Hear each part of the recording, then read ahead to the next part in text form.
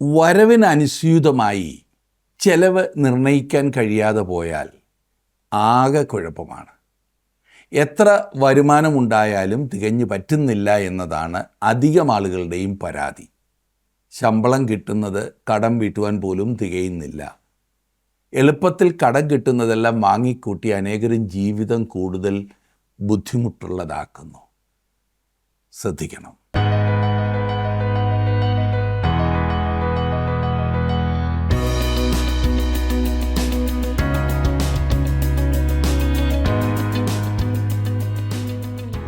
ജീവസന്ദേശം Bible ക്ലാസ്സിലേക്ക് സ്വാഗതം. സാമ്പത്തിക ബുദ്ധിമുട്ടുകളിൽ ഭൂരിഭാഗവും വരവ് ചെലവ് കാര്യങ്ങളിലെ നിയന്ത്രണം ഇല്ലായ്മ മൂലമാകുന്നു. അതാണ് വാസ്തവം.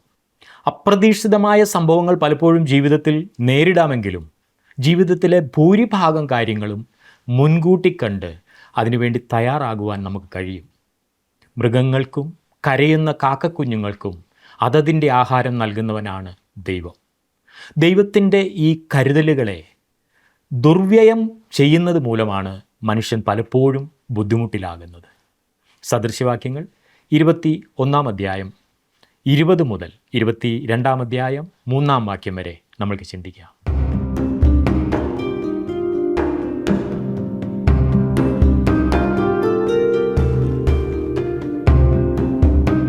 സദൃശവാക്യങ്ങളുടെ പുസ്തക പഠനം നിങ്ങൾക്ക് പ്രയോജനകരമാകുന്നു എന്ന് വിശ്വസിക്കുന്നു. 21 അധ്യായത്തിൻ്റെ 18 വാക്യം വരെ നാം ചിന്തിച്ചു കഴിഞ്ഞിരുന്നു. ഇന്ന് 21 അധ്യായത്തിൻ്റെ 19 മുതലുള്ള വാക്യങ്ങളാണ് നാം പഠിക്കുവാൻ പോകുന്നത്. ഞാൻ 19ഉം 20ഉം വാക്യങ്ങൾ ആദ്യം ഒന്ന് വായിക്കാം. 21 അധ്യായത്തിൻ്റെ 19ഉം 20ഉം വാക്യങ്ങൾ. ശണ്ഠയും ദുശീലവുമുള്ള സ്ത്രീയോടുകൂടെ പാർക്കുന്നതിലും നിർജ്ജന പ്രദേശത്ത് പോയി പാർക്കുന്നത് നല്ലത്.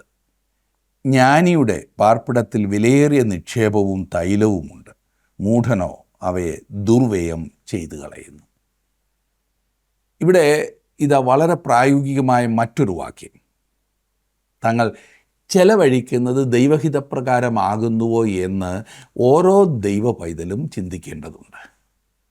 ഞാൻ ഉണ്ടാക്കിയ പണം എനിക്ക് തോന്നുന്നത് പോലെ ചെലവഴിക്കാമെന്ന് ആർക്കും പറയുവാൻ അവകാശമില്ല. സ്വയത്തെ പ്രീതിപ്പെടുത്തുവാൻ മാത്രം ആരും ചെലവഴിക്കരുത്. അത്യാവശ്യം, ആവശ്യം, നിക്ഷേപം, ധൂർത്ത് എന്നിങ്ങനെ വരവിനനുസരിച്ച് ചെലവുകളെ തരംതിരിക്കാവുന്നതാണ്. നമ്മുടെ സാമ്പത്തിക ഭദ്രതയെ പ്രതികൂലമായി ബാധിക്കുന്ന തരത്തിലുള്ള യാതൊരു വിധത്തിലുമുള്ള ആർഭാടത്തിനും ആഡംബരത്തിനും മുതിരാതിരിക്കണം. സ്വന്തം സാമ്പത്തിക ഭദ്രതയെ മറ്റുള്ളവരുടേതുമായി തട്ടിച്ച് നോക്കാതെ സ്വയം വിശകലനം ചെയ്യുന്ന പ്രവണതയാണ് സന്തോഷമുള്ള ജീവിതത്തിന് ആവശ്യം. ഒരു യഥാർത്ഥ ക്രിസ്തുവിശ്വാസി എപ്പോഴും കടം വാങ്ങി കഴിയുവാൻ ശ്രമിക്കുന്നവനായിരിക്കില്ല എന്ന കാര്യം ഓർക്കുക. ചെലവ് കാര്യത്തിൽ നല്ല കാര്യവിചാരകനായിരിക്കും ഒരു യഥാർത്ഥ ദൈവ പൈതൽ. ഇനിയും 21ഉം 22ഉം വാക്യങ്ങൾ നോക്കിക്കാട്ടെ. നീതിയും ദയയും പിന്തുടരുന്നവൻ ജീവനും നീതിയും മാനവും കണ്ടെത്തും. ജ്ഞാനി വീരന്മാരുടെ പട്ടണത്തിൽ കയറുകയും അതിൻ്റെ ആശ്രയമായ കോട്ടയെ ഇടിച്ചു കളയുകയും ചെയ്യുന്നു. വലിയ സൈന്യശക്തിയേക്കാൾ വലുതാണ് ജ്ഞാനം എന്നാണ് ഇവിടെ പറയുന്നത്. ആർക്കും തകർക്കുവാൻ കഴിയാത്തത് എന്ന് തോന്നത്തക്കവണ്ണമുള്ള ഒരു കോട്ട കെട്ടിപ്പടുക്കുവാൻ ഒരു മനുഷ്യന് സാധിച്ചെന്ന് വന്നേക്കാം. എന്നാൽ അതിനെ തകർക്കുവാൻ കഴിയുന്ന വിധവുമായി ഒരു മിടുക്കൻ വന്നെന്ന് വരും. ഇന്നത്തെ കാലത്ത് എന്തെല്ലാം സംവിധാനങ്ങളാണ് ഉള്ളത്. ബുള്ളറ്റ് പ്രൂഫുള്ള കാറുകൾ, ബുള്ളറ്റ് പ്രൂഫുകളുള്ള കോട്ടുകൾ, എല്ലാം. പുരാതന നഗരമായ ബാബിലോൺ അതിൻ്റെ ഒരു ഒന്നാം തരം ഉദാഹരണമാകുന്നു. താൻ തികച്ചും സുരക്ഷിതനാകുന്നു എന്ന ചിന്തയോടെ ബെൽസസർ രാജാവ് അതിനുള്ളിലിരുന്നു. വാസ്തവത്തിൽ അവൻ്റെ കൊട്ടാരത്തിന് ചുറ്റും ഒരു കോട്ടയുണ്ടായിരുന്നു. പട്ടണത്തിന് ചുറ്റും വലിയ കോട്ട, അതിൻ്റെ കൊട്ടാരത്തിന് ചുറ്റും ഉണ്ടായിരുന്ന കോട്ട, കോട്ടയ്ക്കകത്തൊരു കോട്ട. ബാബിലോണിന് ചുറ്റുമുള്ള ഒരു കോട്ട ഒരു വിധത്തിലും തകർക്കുവാൻ കഴിയില്ല എന്ന് രാജാവ് ഉറപ്പായി വിശ്വസിച്ചു. കോട്ടയിൽ മുഴുവൻ സൈന്യത്തെ കാവൽ നിർത്തുകയും ചെയ്തിരുന്നു. എന്നാൽ ശത്രുപാളയത്തിലെ സൈന്യാധിപൻ തൻ്റെ ജ്ഞാനം ഉപയോഗിച്ച് ബാബിലോണിൻ്റെ ഉള്ളിൽ പ്രവേശിക്കുവാൻ ഒരു വഴി കണ്ടുപിടിച്ചു. എത്രയെത്ര യുദ്ധങ്ങൾ ജ്ഞാനം കൊണ്ട് മനുഷ്യൻ ജയിച്ചിരിക്കുന്നു. വാസ്തവത്തിൽ ഈ സദൃശവാക്യം പറയുന്നത് മനുഷ്യർ ധനത്തിൽ ആശ്രയിച്ചെന്ന് വന്നേക്കാം, അതല്ല എങ്കിൽ സൈന്യബലത്തിൽ ആശ്രയിച്ചെന്ന് വന്നേക്കാം. എന്നാൽ അവയൊന്നും സംരക്ഷിക്കുവാൻ ശക്തിയുള്ള സംഗതികളല്ല. ഒക്കെ പൊടുന്നനവേ നശിച്ചു പോകുന്നതാണ്. 23-ാം വാക്യം ഞാനൊന്ന് വായിക്കട്ടെ. വായും നാവും സൂക്ഷിക്കുന്നവൻ തൻ്റെ പ്രാണനെ കഷ്ടങ്ങളിൽ നിന്ന് സൂക്ഷിക്കുന്നു. ശരിയായ വിധത്തിൽ നാവിനെ ഉപയോഗിക്കുന്നതിനെക്കുറിച്ച് വീണ്ടും ശലോമോൻ പറയുന്നു. സ്നേഹിതരെ വേണമെങ്കിൽ താങ്കൾ ഒരു സ്നേഹിതനായിരിക്കേണ്ടതുണ്ട് എന്ന് ശലോമോൻ പറഞ്ഞു കഴിഞ്ഞതാണ്. തീർച്ചയായും താങ്കൾ സംസാരിക്കേണ്ടതുണ്ട്. എന്നാൽ താങ്കൾ സംസാരിക്കുന്നത് എന്ത് എന്ന് വളരെ സൂക്ഷിക്കേണ്ടതുണ്ട്. നമുക്ക് സ്നേഹിതരെ ആവശ്യമാണ്. സ്നേഹിതരെക്കുറിച്ചും ശത്രുക്കളെക്കുറിച്ചും സദൃശവാക്യങ്ങളിൽ വളരെയേറെ പറയുന്നതായി കാണുന്നു. നമ്മുടെ നാവിനെ നാം എത്രമാത്രം സൂക്ഷിക്കേണ്ടതുണ്ട്. അനേകരും കഷ്ടത്തിലായത് തങ്ങളുടെ നാവിനെ ശരിയായി ഉപയോഗിക്കാൻ സാധിക്കാതെ പോയതിനാലാണ്. നമ്മുടെ നാവ് ദൈവവചനം ഉച്ചരിക്കുന്നതാകട്ടെ, നമ്മുടെ വാക്കുകൾ ഉപ്പിനാൽ രുചി വരുത്തുന്നതാകട്ടെ, ഹൃദയത്തിലുള്ളത് നാവ് വെളിയിൽ കൊണ്ടുവരുന്നു എന്ന് മറക്കരുത്. കയ്പും ഈർഷ്യയും ഒക്കെയാണ് ഹൃദയത്തിലുള്ളതെങ്കിൽ അത് മാത്രമേ നാവും കൊണ്ടുവരികയുള്ളൂ. ഇനിയും 24-ാം വാക്യത്തിൽ നാം കാണുന്നത്, നിഗളവും ഗർവവും ഉള്ളവന് പരിഹാസി എന്ന് പേർ, അവൻ ഗർവത്തിൻ്റെ അഹങ്കാരത്തോടെ പ്രവർത്തിക്കുന്നു. ഈ പുസ്തകത്തിൽ വീണ്ടും വീണ്ടും പ്രത്യക്ഷപ്പെടുന്ന 2 വിഷയങ്ങൾ താങ്കൾ ശ്രദ്ധിച്ചോ? ഒന്ന് നാവ് ഉപയോഗിക്കുകയും ദുരുപയോഗം ചെയ്യുന്നതുമാണ്. മറ്റേത് അഹങ്കാരം അല്ലെങ്കിൽ നിഗളം. നിയന്ത്രണമില്ലാത്ത നാവ്, കള്ളം പറയുന്ന നാവ്, ഏഷണി പറയുന്ന നാവ്, ഗർവമുള്ള കണ്ണ്, ഇവയെല്ലാം താൻ വെറുക്കുന്നു എന്ന് ദൈവം വീണ്ടും വീണ്ടും പറയുന്നു. 25-ാം വാക്യം, മടിയൻ്റെ കൊതി അവന് മരണഹേതു, വേല ചെയ്യുവാൻ അവൻ്റെ കൈകൾ മടിക്കുന്നുവല്ലോ. ഒരു മടിയനെക്കുറിച്ച് വളരെയേറെ സദൃശവാക്യത്തിൽ പറഞ്ഞിട്ടുണ്ട്. ഒരു ക്രിസ്തുവിശ്വാസി ഉത്സാഹിയായിരിക്കേണ്ടതുണ്ട്. അവൻ അല്ലെങ്കിൽ അവൾക്ക് വെറുതെ കളയുവാൻ സമയമില്ല. സമയം വെറുതെ കളയുന്ന കാര്യങ്ങളിൽ നിന്നും അവൻ അല്ലെങ്കിൽ അവൾ അകന്നിരിക്കേണ്ടതുണ്ട്. 26-ാം വാക്യത്തിൽ നാം വായിക്കുന്നു, ചിലർ നിത്യം അത്യാഗ്രഹത്തോടെ ഇരിക്കുന്നു, നീതിമാനോ ലോഭിക്കാതെ കൊടുത്തുകൊണ്ടിരിക്കുന്നു. മടിയനായ മനുഷ്യൻ തൻ്റെ സമയം അത്യാഗ്രഹത്തോടെ കഴിക്കുന്നു. പണിയെടുക്കാതെ തന്നെ പണമുണ്ടാക്കുവാനുള്ള മാർഗങ്ങൾ അവൻ നിത്യം തിരഞ്ഞുകൊണ്ടിരിക്കുന്നു എന്നാണ് അർത്ഥം. ഇങ്ങനെ ചെയ്യുന്ന അനേകം ആളുകളുണ്ട്. എന്നാൽ നീതിമാനായ മനുഷ്യൻ എങ്ങനെയെങ്കിലും കിട്ടുന്നതിനെക്കുറിച്ചല്ല, പിന്നെയോ മറ്റുള്ളവർക്ക് കൊടുക്കുന്നതിനെക്കുറിച്ചാണ് ചിന്തിക്കുന്നത്. ദൈവം അവനെ അനുഗ്രഹിക്കും. അതത്ര ഇവിടുത്തെ ചിന്ത. 27-ാം വാക്യത്തിലേക്ക് നാം വരുമ്പോൾ കാണുന്നത്, ദുഷ്ടന്മാരുടെ ഹനനയാഗം വെറുപ്പാകുന്നു, അവൻ ദുരാന്തരത്തോടെ അത് അർപ്പിച്ചാൽ എത്ര അധികം. ദുഷ്ടൻ, അതായത് നിയമനിഷേധി, അവൻ ദൈവത്തിൻ്റെ മുൻപിൽ തല വണക്കുകയോ ദൈവ വഴികളിൽ വരികയോ ചെയ്തിട്ടില്ലാത്ത മനുഷ്യനാണ്. നിയമനിഷേധി. ചിലപ്പോൾ ഒരു വഴി മനുഷ്യന് ചൊവ്വായി തോന്നുന്നു എന്ന് 16-ാം അധ്യായത്തിൻ്റെ 25-ാം വാക്യത്തിൽ നാം കണ്ടതാണ്. അതത്ര നിയമനിഷേധത്തിൻ്റെ വഴി. അവൻ തൻ്റെ വഴിക്ക് പോയിട്ട് ദൈവത്തിൻ്റെ വഴികളെ അവഗണിക്കുന്നു. വാസ്തവത്തിൽ അവൻ ദൈവത്തെ തിരസ്കരിക്കുകയാണ്, അവഗണിക്കുകയാണ്. ഈ പറയുന്നത് പോലുള്ള മനുഷ്യൻ മതഭക്തനെന്നല്ല അതിൻ്റെ അർത്ഥം. അവൻ ഒരു സഭയിലെ അംഗമായിരിക്കും, ആരാധനയിൽ ക്രമമായി പങ്കുകൊണ്ടു എന്ന് വന്നേക്കാം, എല്ലാ പാട്ടും പാടും, പ്രസംഗിക്കണമെങ്കിൽ മാറി നിൽക്കില്ല, അരക്കൈ അതും നോക്കും, എല്ലാത്തിനും മുമ്പിൽ തന്നെ. വേണമെങ്കിൽ ആവശ്യം പോലെ കൊടുക്കുകയും ചെയ്യും. ഞാൻ ഉദ്ദേശിച്ചത് സംഭാവന, ദാനം ചെയ്യും. എന്നാൽ അത് ഉത്സാഹമൊന്നുമില്ലാതെ ആയിരിക്കുമെന്ന് മാത്രം. ദുഷ്ടന്മാരുടെ യാഗം വെറുപ്പാകുന്നു. ഇവിടെ പറഞ്ഞിരിക്കുന്ന യാഗം അഥവാ ആരാധന കൈക്കൂലിയേക്കാൾ ഒട്ടും മെച്ചപ്പെട്ടതല്ല. അതോർക്കണം. എങ്ങനെയാണ് ആളുകൾ ദൈവത്തിന് കൈക്കൂലി കൊടുക്കുവാൻ ശ്രമിക്കുന്നത്? അവർ പള്ളിയിൽ പോയെന്ന് വന്നേക്കാം, ദശാംശം കൃത്യമായി കൊടുത്തു എന്ന് വന്നേക്കാം, സ്വമേധാ പ്രവർത്തനത്തിൽ മുഴുകിയെന്ന് വന്നേക്കാം. ഇതൊക്കെ ചെയ്യുന്നത് ദൈവത്തോടുള്ള സ്നേഹം കൊണ്ടോ ഭക്തി കൊണ്ടോ അല്ല. പിന്നെയോ ഇങ്ങനെയൊക്കെ ചെയ്യുന്നതിനാൽ ദൈവം തങ്ങളെ അനുഗ്രഹിക്കുമെന്ന് ചിന്തിക്കുന്നത് കൊണ്ടാണ്. എന്നാൽ മതപരമായ ആചാരങ്ങളെക്കാൾ ഏറെ അനുസരണവും സ്നേഹവുമാണ് ദൈവം ആഗ്രഹിക്കുന്നത് എന്ന് ദൈവം തന്നെ പറയുന്നു. ദൈവത്തിന് ആവശ്യം നമ്മുടെ ഹൃദയമാണ്, നമ്മുടെ തികഞ്ഞ ഭക്തിയും സ്നേഹവും. നാം ഒരുപക്ഷെ മനുഷ്യർക്ക് കൈക്കൂലി കൊടുത്തെന്ന് വന്നേക്കാം, ദൈവത്തെ അങ്ങനെ കൈക്കൂലി കൊടുത്ത് വാങ്ങുവാൻ കഴിയില്ല. ഈ കാര്യം നാം മറക്കരുത്. 28ഉം 29ഉം വാക്യങ്ങൾ 21-ാം അധ്യായത്തിൽ നിന്നാണ് ഞാൻ വായിക്കുന്നത്.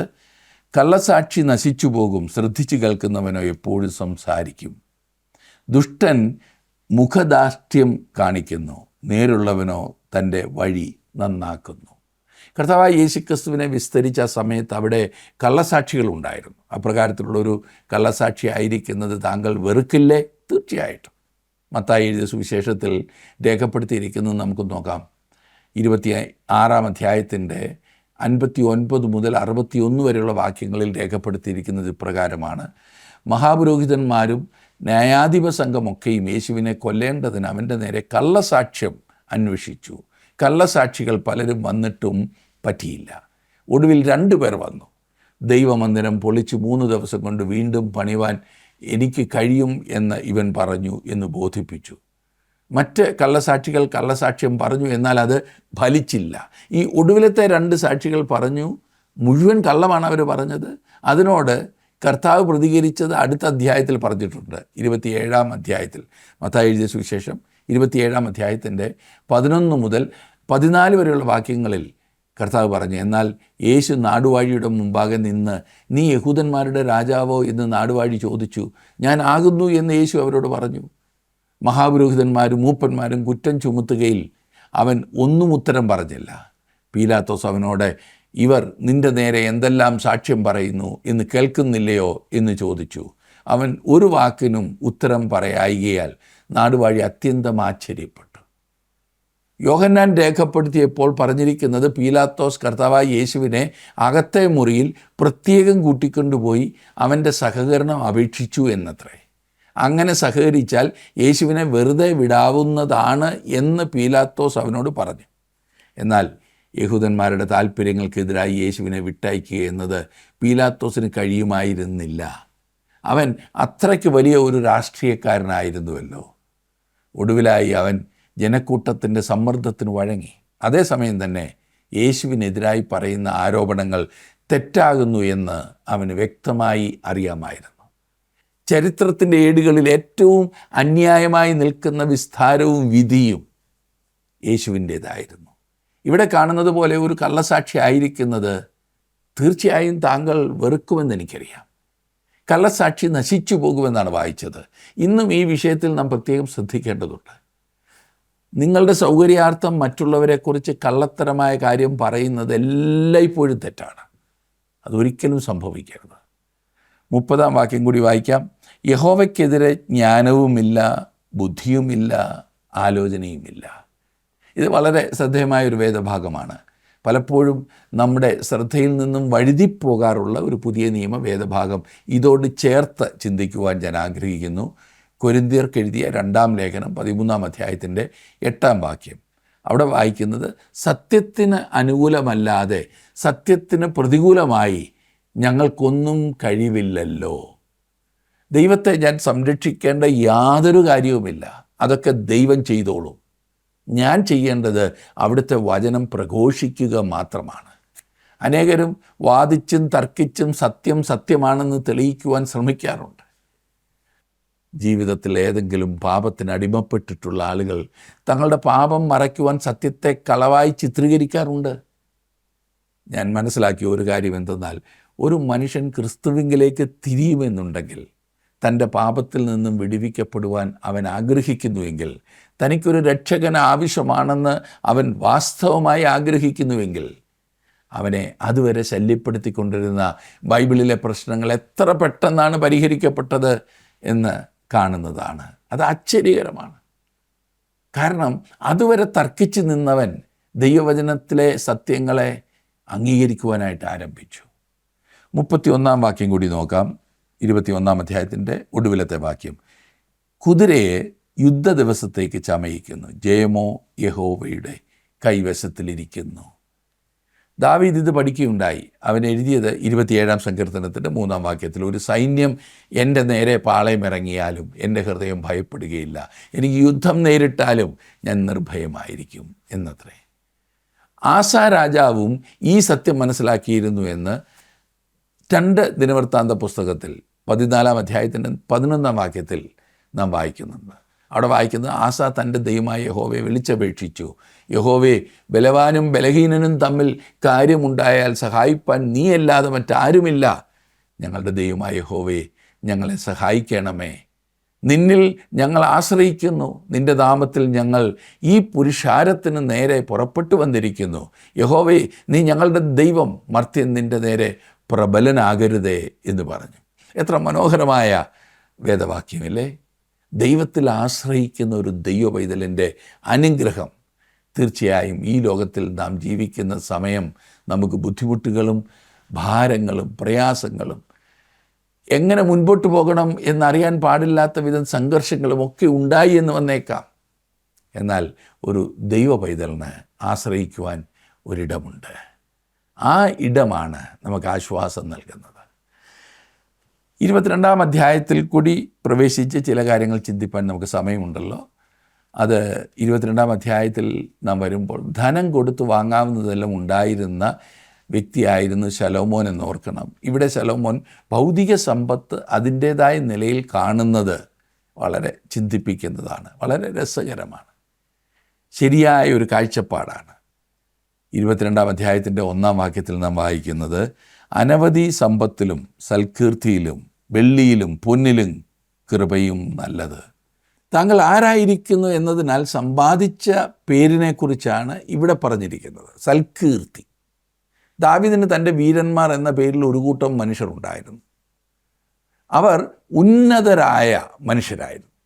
അവർക്ക് തന്നെ ഒരു പേരുണ്ടാക്കിയിരുന്നു. ഉദാഹരണത്തിന് ബെനയാവെക്കുറിച്ച് നമ്മോട് പറഞ്ഞിട്ടുണ്ട്. ബെനയാവ് ശമൂവേലിൻ്റെ 2-ാം പുസ്തകം 23-ാം അധ്യായത്തിൻ്റെ 20-ാം വാക്യത്തിൽ നാം അത് കാണുന്നുണ്ട്. അവൻ മോവാബിലെ അരിയേലിൻ്റെ 2 പുത്രന്മാരെ സംഹരിച്ചതുമല്ലാതെ ഹിമകാലത്തൊരു ഗുഹയിൽ ചെന്നൊരു സിംഹത്തെയും കൊന്നുകളഞ്ഞു. പിന്നെ 22-ാം വാക്യത്തിൽ നാം കാണുന്നത് ശമൂവേലിൻ്റെ 2-ാം പുസ്തകം 23-ാം അധ്യായത്തിൻ്റെ 22-ാം വാക്യം, ഇത് യഹോയാദയുടെ മകനായ ബെനയാവ് ചെയ്തു, 3 വീരന്മാരിൽ കീർത്തി പ്രാപിച്ചു. അവനൊരു പേരുണ്ടായിരുന്നു, അനവധി സമ്പത്തിലും സൽകീർത്തിയും നല്ലത്. ഇന്ന് ഈ മൂല്യങ്ങളൊക്കെ തകിടം മറിച്ചിരിക്കുന്നു. എങ്ങനെയെങ്കിലും കുറേ പണമുണ്ടാക്കുവാനും കുറുക്ക് വഴികളിലൂടെ കീർത്തി സമ്പാദിക്കുവാനുമാണ് മനുഷ്യർ ചിന്തിക്കുന്നത്. അതിന് ഏത് തെറ്റായ മാർഗത്തിലൂടെ പോകുവാനും മനുഷ്യന് യാതൊരു ബുദ്ധിമുട്ടുമില്ലാത്തതായ ഒരവസ്ഥയിൽ എത്തിച്ചേർന്നിരിക്കുന്നു. എന്നാൽ ജ്ഞാനിയായ ശലോമോൻ പറയുന്നത് സൽകീർത്തിയെക്കുറിച്ചാണ്, കൃപയെക്കുറിച്ചാണ്. 22-ാം അധ്യായത്തിൻ്റെ 2-ാം വാക്യം നമുക്കിനി നോക്കാം. ധനവാനും ദരിദ്രനും തമ്മിൽ കാണുന്നു, അവരെ ഒക്കെയും ഉണ്ടാക്കിയവൻ യഹോവ തന്നെ. ഇതിൻ്റെ അർത്ഥം ദൈവം മുൻപാകെ എല്ലാം മനുഷ്യരും ഒരുപോലെയാകുന്നു എന്നത്ര. സാർവലൗകിക സാഹോദര്യത്വത്തെക്കുറിച്ച് താങ്കൾ സംസാരിക്കുവാൻ ആഗ്രഹിക്കുന്നുവെങ്കിൽ വളരെ സൂക്ഷിക്കണം. ബൈബിൾ അതേക്കുറിച്ച് പഠിപ്പിക്കുന്നില്ല. നാം എല്ലാം മനുഷ്യകുലത്തിലെ അംഗങ്ങളാകുന്നു എന്നും നമുക്കെല്ലാം വീഴ്ച സംഭവിച്ച ഒരു സ്വഭാവമാണ് ഉള്ളതെന്നും നാം ദൈവത്തിൽ നിന്നും അന്യപ്പെട്ടവരാണ് എന്നും ബൈബിൾ പഠിപ്പിക്കുന്നു. നാം ഒരുത്തനിൽ നിന്നും മറ്റൊരുത്തനെ സംരക്ഷിക്കേണ്ടതുണ്ട്. കാരണം നമുക്ക് അന്യോന്യം വിശ്വസിക്കുവാൻ സാധിക്കാത്ത അവസ്ഥയാണ്. ബൈബിൾ പറയുന്നത് ഭൂതലത്തിലെങ്ങും കുടിയിരിപ്പാൻ അവൻ ഒരുത്തനിൽ നിന്നും മനുഷ്യജാതിയെ ഒക്കെയും ഉളവാക്കിയെന്നാണ്. അവരുടെ നിവാസത്തിന് അതിരുകളും കാലങ്ങളും നിശ്ചയിച്ചു. അപ്പോസ്തലപ്രവൃത്തികളുടെ പുസ്തകം 17-ാം അധ്യായത്തിൻ്റെ 26-ാം വാക്യം.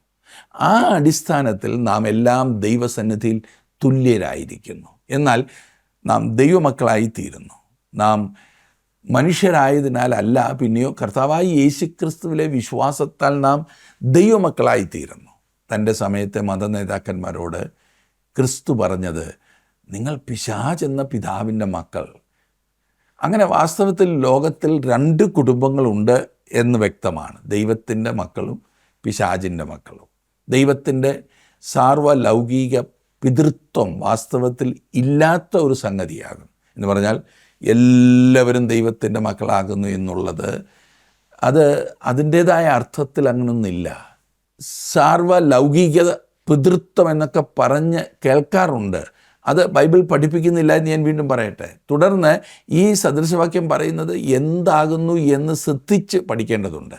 അവരെയൊക്കെയും ഉണ്ടാക്കിയവൻ യഹോവ ആകുന്നു. സൃഷ്ടിയിൽ നാം എല്ലാം അവൻ്റേതാകുന്നു. സകലത്തിൻ്റെയും സൃഷ്ടാവ് ദൈവമാകുന്നു. എന്നാൽ സകലത്തിൻ്റെയും പിതാവ് അവനല്ല.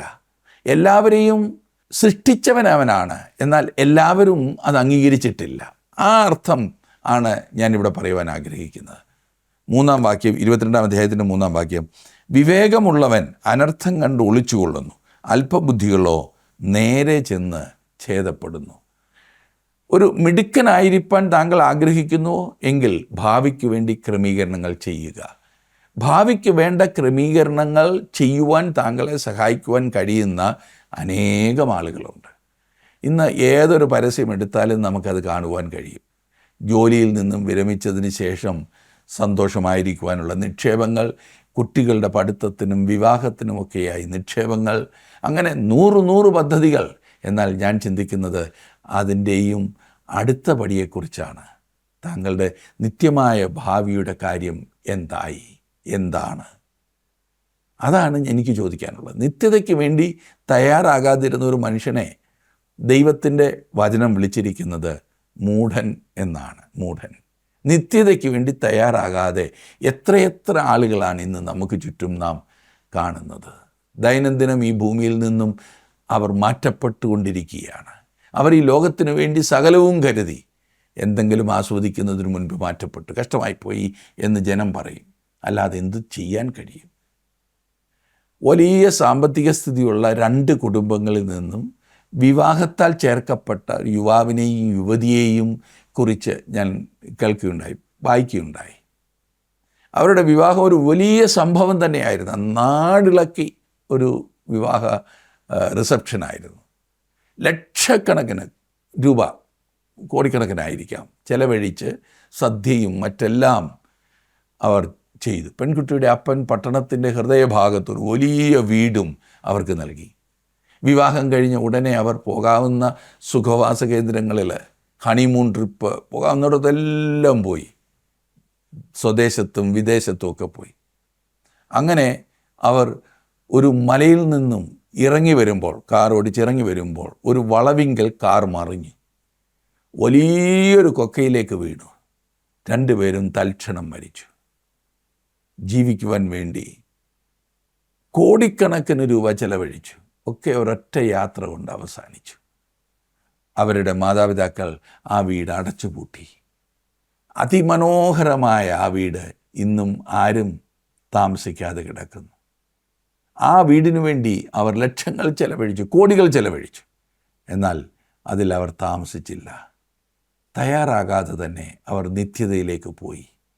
നിത്യതയ്ക്ക് വേണ്ടി തയ്യാറാകാതിരുന്ന ഒരു മനുഷ്യനെ ദൈവത്തിൻ്റെ വചനം വിളിച്ചിരിക്കുന്നത് മൂഢൻ എന്നാണ്. നിത്യതയ്ക്ക് വേണ്ടി തയ്യാറാകാതെ എത്രയെത്ര ആളുകളാണ് ഇന്ന് നമുക്ക് ചുറ്റും ജീവിക്കുന്നത്. നിത്യതയ്ക്ക് വേണ്ടി മറ്റുള്ളവരെ ഒരുക്കുക എന്നുള്ളത് ആ വലിയ പ്രത്യാശ ഉള്ളവരുടെ ഒരു ഉത്തരവാദിത്വം കൂടിയാകുന്നു എന്ന് ഓർക്കണം. എന്നെ ശ്രദ്ധിക്കുന്ന പ്രിയ സുഹൃത്തെ, താങ്കളുടെ ജീവിതത്തിൽ താങ്കളുടെ ആത്യന്തികമായിട്ടുള്ള ലക്ഷ്യം എന്താണ്? ക്രിസ്തുവിലൂടെ നിത്യരാജ്യത്തിൻ്റെ അവകാശിയായി തീരുവാൻ സാധിച്ചിട്ടുണ്ടോ? ദൈവകരങ്ങളിലേക്ക് നിങ്ങളെ തന്നെ സമർപ്പിക്കൂ. ഫലകരമായി ജീവിക്കൂ. ദൈവസന്നിധിയിൽ നല്ലവനും വിശ്വസ്തനുമായ ദാസനെ എന്നുള്ള വിളിക്ക് യോഗ്യരാകൂ. അതിനായിട്ട് ദൈവം നിങ്ങളെ അനുഗ്രഹിക്കട്ടെ, സഹായിക്കട്ടെ.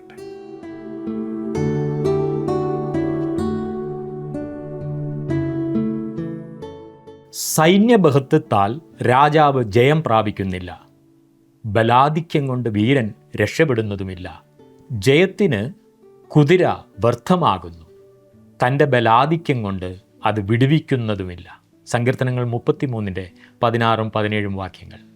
മറ്റാരുമല്ല ഇത് പറയുന്നത്, ഇസ്രയേൽ കണ്ട ഏറ്റവും ശക്തനും വീരനുമായ ദാവീദ് രാജാവ് തന്നെയാണ്. തൻ്റെ സൈന്യവും തൻ്റെ ബലവും കൊണ്ടല്ല തനിക്ക് ജയമുണ്ടായതെന്ന് ദാവീദിന് നല്ല ബോധ്യമുണ്ടായിരുന്നു. ദൈവത്തിൻ്റെ നാമവും ആ നാമത്തിലുള്ള ആശ്രയവുമാണ് തന്നെ ജയാളിയാക്കി തീർത്തത്. ജയം ദൈവം തരുന്നതാണെന്ന് തൻ്റെ മകനായ ശലോമോനും ഏറ്റുപറയുന്നത് ശ്രദ്ധിക്കുക. ദൈവത്തിലുള്ള ആശ്രയത്താൽ ശക്തരായി തീരുവാൻ ദൈവം നമ്മെ സഹായിക്കട്ടെ. പൗലോസും പറയുന്നത് ശ്രദ്ധിക്കുക, എന്നെ ശക്തനാക്കുന്നവൻ മുഖാന്തരം ഞാൻ സകലത്തിനും മതിയാകുന്നു.